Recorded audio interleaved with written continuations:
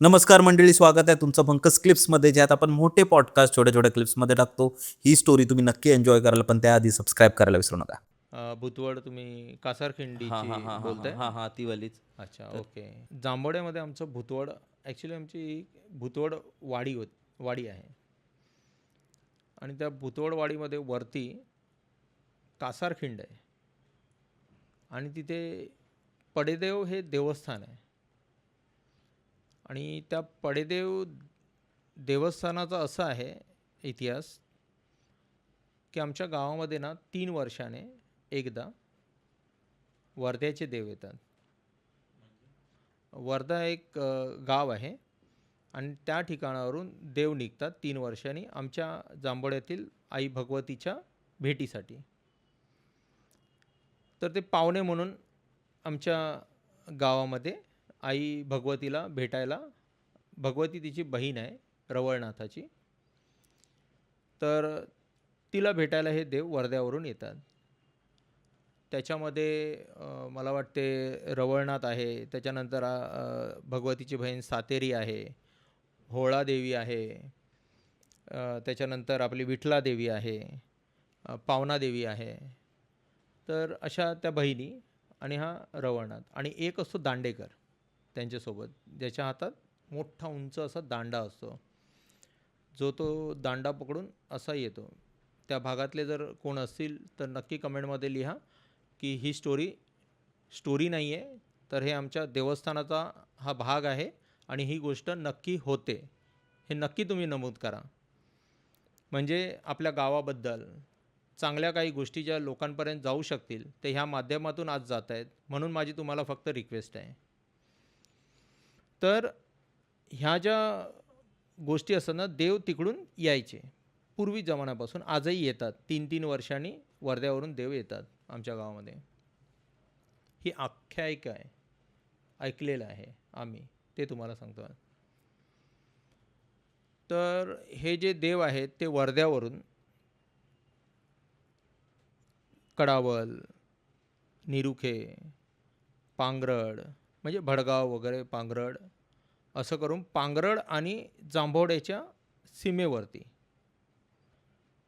पडेदेव हे ठिकाण येते, देवस्थान येते. पडेदेवाचा चाळा आहे, पडेदेव हा एक चाळा आहे. तर ते ठिकाण येते आणि त्यावेळचे गुराखी, तर त्या 2 गुराखी तिथे गुरं चारत होते आणि हे देव त्यावेळेला यायला तिकडं. अच्छा. हा म्हणजे पडेदेव हे देवस्थान तिथे कसं तयार झालं ते तुम्हाला सांगतो. आणि अगदी पॉवरफुल देवस्थान आहे पडेदेव देवस्थान. तर हे देव तिथून येत असताना ह्याच्यातल्या 2 गुराख्यांपैकी ह्यांनी एकाने ठरवलं, तू झोप रे, हे देव खरे आहेत काय बघूया. बरं. तू देवाच्या वाटेवर झोप, मी तुझ्यावर कांबळा टाकतोय आणि देवांका विचारूया, तू मेलस की जागोस. त्यांना विचारू, तू जिवंत आहेस की मेलायस? तू जिवंत आहेस की मेलायस, हे आपण त्या देवांना विचारूया. मी मागे पण सांगितलं, भाव असेल ना तर तिथे देव असतो. आणि आपल्यासारख्या सामान्य माणसाने देवाची आणि इतर शक्तींची परीक्षा घ्यायला जाऊच नये. कधी आपल्यासोबत कधी काय होईल ना, काही सांगता नाही आहे. असाच प्रकार घडला. हे देवाची मस्करी करायला गेले, ह्यांचीच मस्करी झाली. काय झालं असं? ह्याच्या अंगावरती कांबळं टाकलं आहे, देवाच्या वाटेवरती हा आडवा झोपला आहे त्याच पडेदेवाच्या ठिकाणी. आणि देवाला विचारतोय, बाकीचे देव पुढे निघून गेले, त्याला ओलांडून गेले. आणि हा जो दांडेकर होता ना, देवांचा जो रक्षक एक असतो, देवांच्या ठिकाणी एक रक्षक म्हणून असतो. तर या दांडेकरांना त्याने प्रश्न विचारला की ह्यो जो माणूस ह्याच्यावर जो झोपलेलो आहे ना, तो जिवंत हा की मेलेलो हा? अजून देवाने त्याला ओलांडलं नाही आहे. देवाने त्याला ओलांडलं आणि जस्ट पुढे गेला आणि देवाने त्याला सांगितलं, हा तर मेलेला आहे, ह्यो मेलेलो हा. बरं. तो जिवंत होता. तो जिवंत होता, नाटक करून झोपला, देवाची परीक्षा घ्यायला जिवंत आहे की मेलेला आहे म्हणून. हा म्हणतो, ए चल रे उठ, हे बघ देव फसलो. हे म्हणता तू मेलेलोस.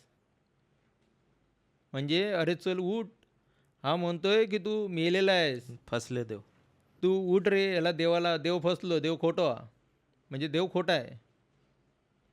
हा हलवतोय, त्याला उठवतोय, तो उठत नाही. बापरे. देवाने सांगितलं, ज्यावेळी मी त्याला ओलांडला ना, त्याच वेळेला तो मेलाय रे. तू माझी परीक्षा घेतो, उठव त्याला आता.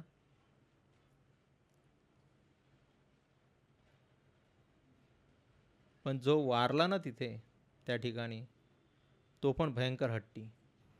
हम्म. देवा, मस्करी आम्ही तुझ्याबरोबर केली, तू तुझी शक्ती दाखवलीस. म्हणजे त्यावेळची लोक हे सांगतात त्याच्यावरून, तू तुझी शक्ती दाखवली, आता मी माझी शक्ती दाखवतो. म्हणजे एका मेलेल्या माणसाची पण आत्मा किती पॉवरफुल असेल. तिने सांगितली, माझा प्राण इथे गेला, मी आता तुझ्याबरोबर येणारं जोडं मागणार. मी आता जोड्यांचा बळी घेणार. जोडं म्हणजे त्यावेळेला त्या पालखीबरोबर, आमच्या गावात ही पालखी यायची, म्हणजे हे देव यायचे, आताही देव येतात 3 वर्षांनी. त्यावेळेला बायका पण यायच्या त्यांच्याबरोबर, त्या पालखीबरोबर, त्या देवांबरोबर. निशाण असायचे, 5 निशाण असतात असे हातांचे पंजावाले. ते देव येतात, तर त्यांच्याबरोबर बायका पण असायच्या.